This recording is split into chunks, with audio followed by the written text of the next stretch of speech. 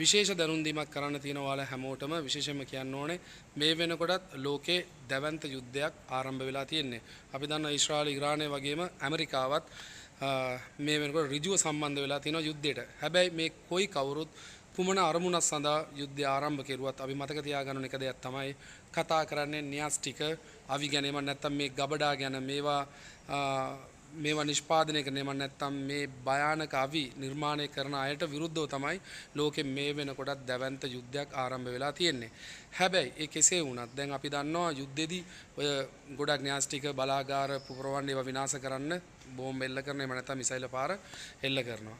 හැබැයි කියන්න තියෙන්නේ මෙච්චරයි මේ වෙනකොටත් මාධ්‍ය නිකුත් කරලා නැහැ මේවට එයාලා කියන්නේ මේ වෙනකොටත් මේ ස්වභාවිකේම නැත්තම් පරිසරයට තාම පරමාණු විස කියන කිරණ තාමත් මුසු වෙලා නැහැ කියලා තමයි කියන්නේ විකිරණ එහෙම නැත්තම් න්‍යාස්ටික මේ විස දුමාරය තාම සෝබාදාමට එහෙම නැත්තම් පරිසරයට මුදා හැරලා නැහැ ගිහිල්ලා නැහැ වීදිලා නැහැ කියලා තමයි මාධ්‍ය තුලින් දැක බලා ගන්න පුළුවන් වෙන්නේ කාටද විශ්වාස කරන්න පුළුවන් ඉතින් න්‍යාස්ටික අවි තියෙන තැනකට ප්‍රහාරයක් එල්ල කරපුවාම ඉතින් ඒවා විනාශ කෙරුවාම කාටද කියන්න පුළුවන් මේ පරිසර ස්වභාවය තුළ මේ විශ්වයට ඒවා මුදා හැරලා නැහැ කියලා එහෙම නැත්තම් මේ පරිසරය තුළ මේ විස පරමාණු අංශු නැහැ කියලා කාටද කියන්න පුළුවන්. ඉතින් නැත්තම් ඉතින් එවැනි තැනක ඒව නැතුව වෙන මොනවා තියෙන්නද? ඉතින් කියන්නේ ඒවට පහර දෙනවා කියලා, ප්‍රහාරයන් එල්ල කරනවා කියලා. නමුත් ප්‍රශ්නේ තියෙන්නේ කුමන දුමක් යුද්ධයේදී ඇති වෙන මේ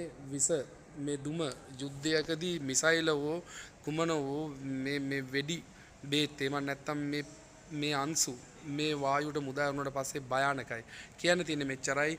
අපි දන්නා ගල්ෆ් රටවල් වල ওই යුද්ධ කරන රටවල් ආශ්‍රිත ගොඩාක් ශ්‍රී ලාංකිකයෝ සේවය කරනවා. ඉතින් අනිකුත් රටවල් වල මතක තියාගන්න අදිස්සියකවත් වැස්සකවත් තෙමෙන්න නම් යන්න එපා. මේ භයන්කාර මේ දුම මේ විස දුම මේ වෙනකොටත් මුදා ඇරලා ඉවරයි පරිසරයට.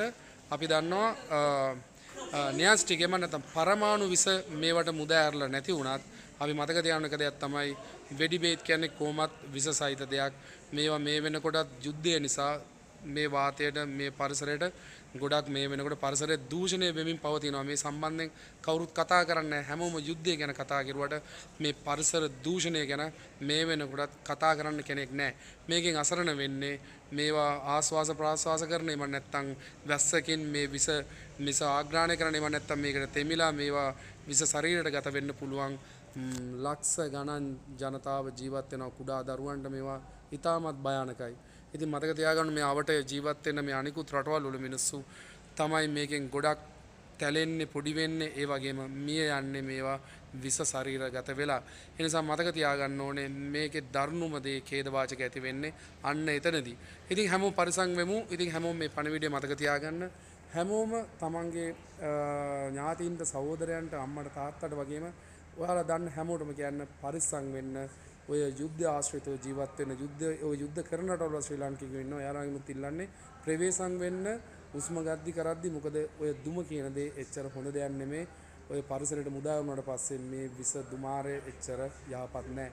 හැමෝම දැනුවත් කරන්න පරිස්සම් වෙන්න. හැමෝම හැම වෙලාවම විමසිල්ලෙන් පරිස්සමෙන් ඉන්න. සරණයි දෙවි පීඨයි, අල්ලා දෙවියන්ගේ පීඨයි, ජේසු පීඨයි, බුදුසරණයි. ගින් එන්න මේ විත්‍යෝ